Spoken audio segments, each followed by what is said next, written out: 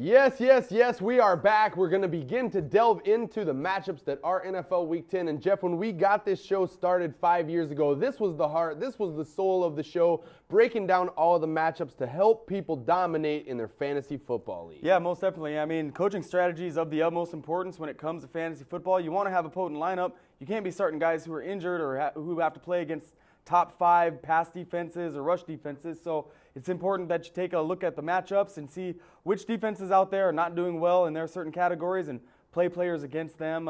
Also players who have been on a hot streak lately, are going to do well. So that's why we break down the matchups to give you our sense and take on how the game's going to develop and who makes good plays and who should ride your pine. Right, exactly. And we do it in a laid-back, traditional, non-traditional fashion. We like to wear the fantasy football players' jerseys on the set. As you can tell right now, I'm wearing Chad Johnson's jersey is on my back. He's on bye this week, but I had to throw this jersey on because he's one of my favorite players, and he's completely sucked all season. He had 2 touchdowns last week, so he finally got into the end zone a couple times. I figured 2 weeks from now, no one would even remember that even happened. So I'm wearing the jersey here on the show. Plus, it seems like, Jeff, all of our players that own the jersey, they're all hurt. I mean, I don't want to start uttering something like a testosterone curse or something like that. It's not real. That would be wild. But the other thing is you're an optimist, Jesse, and I know you wanted to take the opportunity to don the Chad Johnson because it's been a while since he's meant anything to any fantasy football players, and he got in the end zone twice last week, had a whopping 37 yards through the air, and so you had to take the opportunity now to sport the orange and black because it could be next year or year after that before you get to again. So. Yeah, it's very possible, man. It's very possible. On a side note, though, I do think that that 85 jersey with his name on the back will be of a different team next year. I do think that the financial restrictions that kept the Bengals from trading him last offseason will probably be lifted, so there's a much better chance that he could quack his way out of Cincinnati. And they may, if they use the franchise tag on a wide receiver, the guy they're going to franchise is TJ Hoosh. So. Right. And I mean, they're the Bengals, so they're cats, a little bit pussies, and Chad Johnson is a bitch. There you go. And you just don't get, them to mix. You're saying bitches and pussies don't mix? Yeah, I think. Ooh, glad we're on cable access. So let's Actually, you said that. Let's dive into the fantasy matchups. The first one we're going to break down, the New Orleans Saints coming off of a bye, traveling down to red-hot Atlanta to face the Falcons. Jeff, the Falcons are a team just really taking some major strides forward. Michael Turner, a beast again last week, a huge number he put up against Oakland. And Matt Ryan, we talk about this on a weekly basis. This young kid is progressing faster and further than any rookie quarterback that I can remember, including Peyton Manning. Yeah, he's done a very nice job. His poise in the pocket is very impressive to me so far in his young career. It definitely helps when he's got a quality wide receiver in Roddy White. Roddy White right now is a top 5 wide receiver, 5 touchdowns on the season. He's a threat to score anywhere on the field as long as 70 yards. He's a great talent at that position, and they do a really nice job of keeping the pressure off of Ryan with the power rushing attack with Michael Turner and Jarius Norwood. Turner in the top 5 in rushing yardage on the year, having a great season, finally out of the shadow of LT, and I think he's going to light it up here. To me, this game potentially has the most fantasy points of the week. Yeah, it could be a real shootout. I mean, we all know that the Saints like to throw the ball around.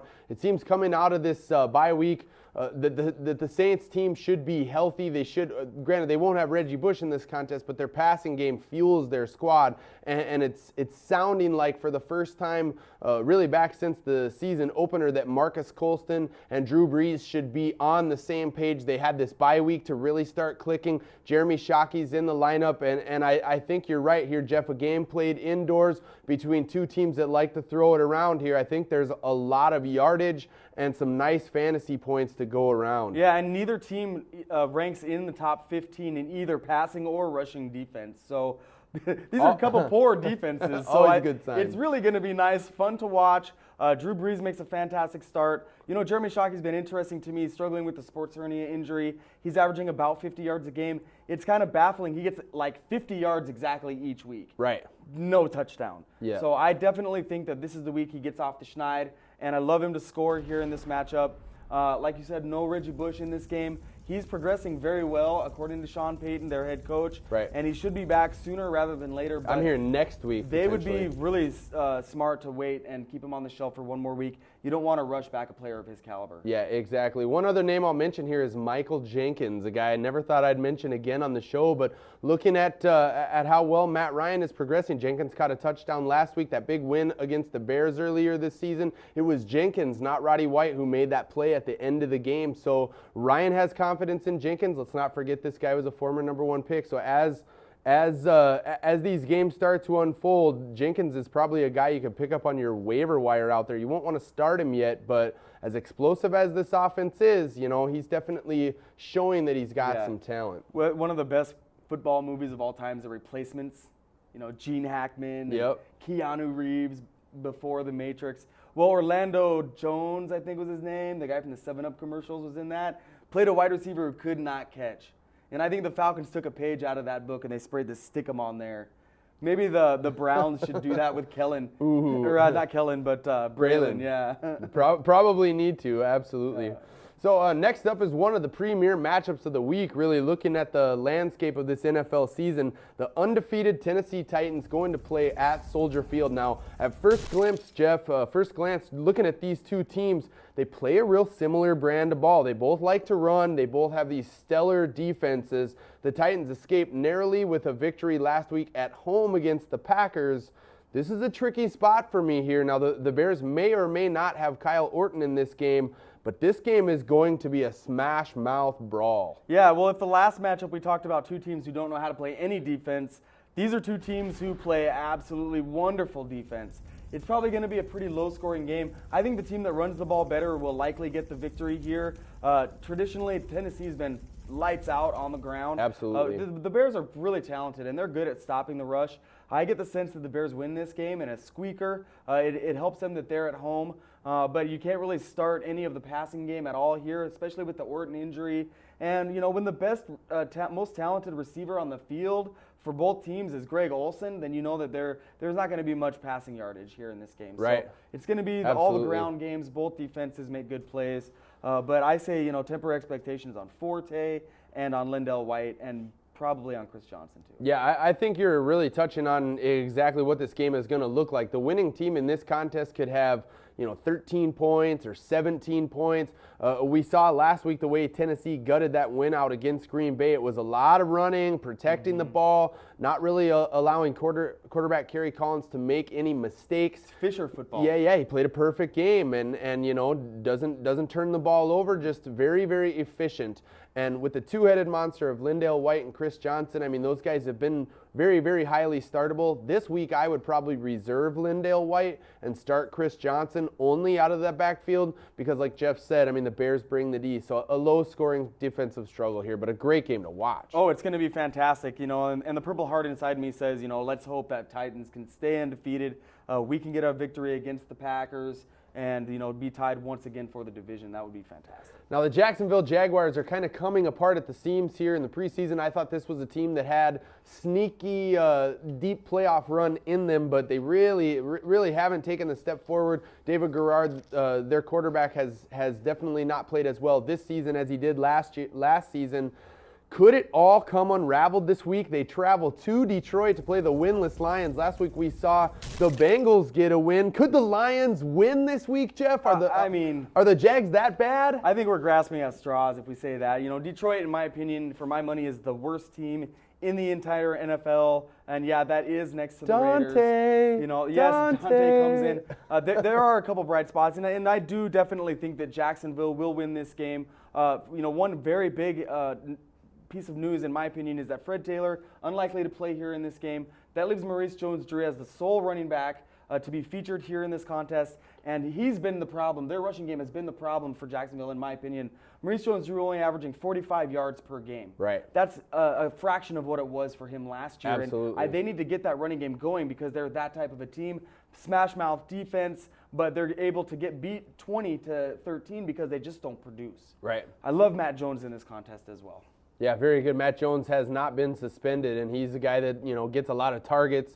Is definitely the focal point of that passing attack. So you can start him, and as Jeff is saying, Maurice Jones-Drew. Now, on the flip side, traditionally it's tough to start any of the Lions at this point outside of their #1 wide receiver, Calvin Johnson, who continues to make plays. It's going to be very interesting to see, as we talked about, Dante Culpepper potentially making a start here because Dan Orlovsky is out for this game. He's got a hand injury.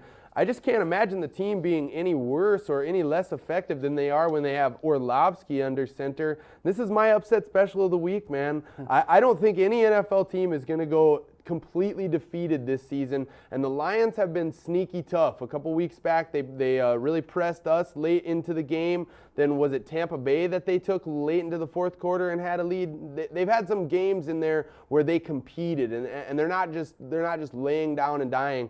I'm going to go out on a limb here because I'm losing in the Pick'em challenge, and this is one of my upset specials of the week. Well, I'll tell you what, Calvin Johnson is supremely impressive here so far this season.